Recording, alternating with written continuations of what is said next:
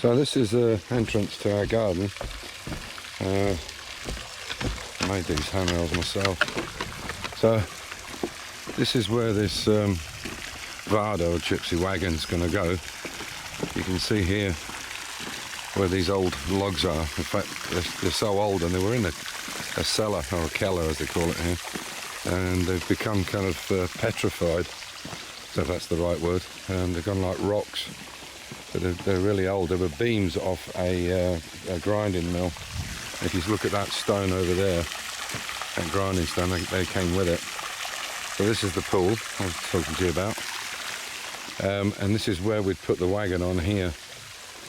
Some of this decking's at least 15, or no, more than that, probably 16, 17 years old, and it's getting pretty well worn. It's gone rotten in places. So we're going to take some of this decking out and put this wagon in here. So this is the position it's going to be in. So you can see that there's not an awful lot. Obviously some of this stuff will be moved. You can see there's not an awful lot of space to get something through there, particularly with that overhang on the tree. But this is why I want to do the vardo, the wagon itself, onto my car trailer, which I can bring in, and then sit the buggy in here. And we'll probably take some of the decking away, I would imagine. So that's what we're going to do. Have to work out the logistics of it. But what I'm thinking is because the wheels are not in really great shape, is to put some kind of make it some kind of axle stands underneath the main axles, so the wheels are just on the ground, but not taking all the weight. This will help in two ways. One, it'll stop the water and the rock going into them, and as I said, it'll take the weight off the wheels themselves. So we'll see how it goes. So I'm going to go down and start making up the back axle. I've already done part of the front. I've got it partly welded, and I'll show you what happens when I go down to the workshop. See you in a second. So as you can see, I've run some real basic welds along there. It's only just but it'll be welded all the way along. But I just wanted to try it out, make sure it was okay. And you can see there's some of the weld runs. A bit better runs this side, but I'll do them all the way, and then clean up those blocks as well. But when you see it up the other way, you can see that's going to roll off. But you can see that's going to work quite nicely. Sorry about that. Yeah, so I'll do the same thing on the other side, just make sure the axle lengths are the same. Okay, so that's the front axle made up. And I give the wheels a quick wash. They look a lot better now. You can actually see the wood under them, but you can see there's a lot of woodworm in them. We can fill that with wood paste and stuff, but how strong they are, I don't know. So that's the first one. I've made the second one, and I'm just going to wash the wheels now. So here's the second one. It's just cooling down now. Again, it's just welded in place, but I'll do a complete run all the way down it. So we'll do the second one, and I'll put it up and show you how it looks. Okay, so that's the back wheels partially cleaned up. But after sandblast them, I got all the mud and crap off them. But again, like I said, you can see it's quite a lot of woodworm in them, but we can fill that with wood paste.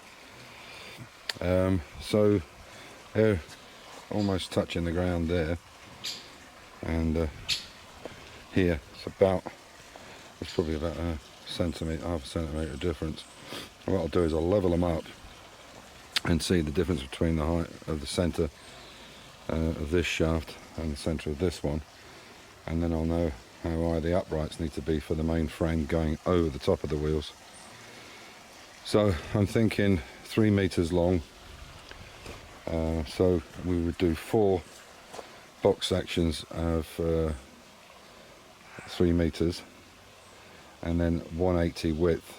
So that axles, those axles come to 166 centimeters.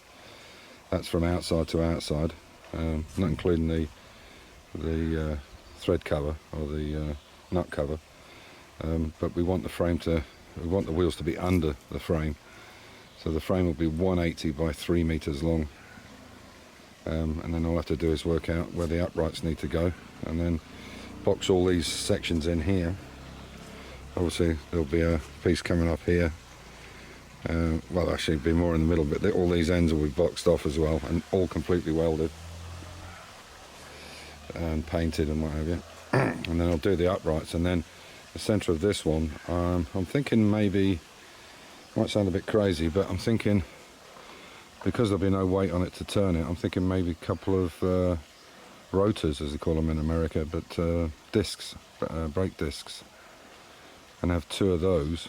Now you can't weld them because they're like a cast, but what I could do is I could use the stud holes or the bolt holes to bolt onto a plate, and then use the 2 flat surface areas with grease in between them to swivel, and then make some kind of rotary pin or some kind of pin so that they can't come apart, but there's enough movement to swing left and right. So yeah, that's where we are. So yeah, I think get the frame made up, check it out.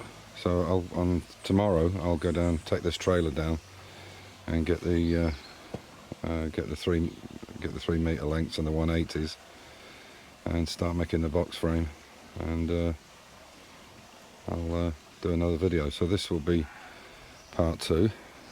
It's Wednesday and Amir's due back tonight, and my wife is coming back tonight from Vienna, so I need to go and have a shit shower and shave, shampoo and shine. So I'm going to do that now, and let these wheels now dry out, and then we'll inspect them in the morning and see what we need to do with them. But yeah, there we go. Quite pleased. They seem to, they're not exactly in line at the moment, but I can get all that squared up and use this trailer. I'll bring it more square, the trailer. I've got legs on it, so I can square it up to get these things squared up and get the right measurements for the boxes. So on that note, as usual, stay safe, keep the faith, enjoy your hobby, and catch you in part 3. Take care.